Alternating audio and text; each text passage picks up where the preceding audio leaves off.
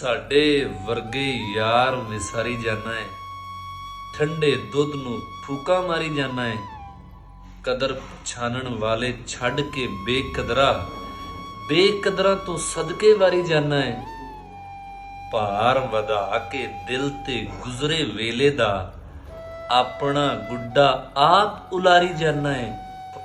ਸਿਦਕ ਸਫਾ ਦੀ ਗੱਲ ਕਿਸੇ ਵੀ ਨਹੀਂ ਸੁਣਨੀ, ਓਏ ਸਿਦਕ ਸਫਾ ਦੀ ਗੱਲ ਕਿਸੇ ਵੀ ਨਹੀਂ ਸੁਣਨੀ।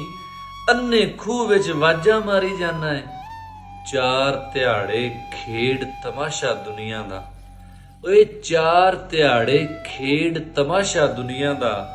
ਐਵੇਂ ਇੱਥੇ ਪੈਰ ਪਸਾਰੀ ਜਾਣਾ ਹੈ, ਸਾਡੇ ਵਰਗੇ ਯਾਰ ਵਿਸਾਰੀ ਜਾਣਾ ਹੈ। ਠੰਡੇ ਦੁੱਧ ਨੂੰ ਫੂਕਾ ਮਾਰੀ ਜਾਣਾ ਹੈ।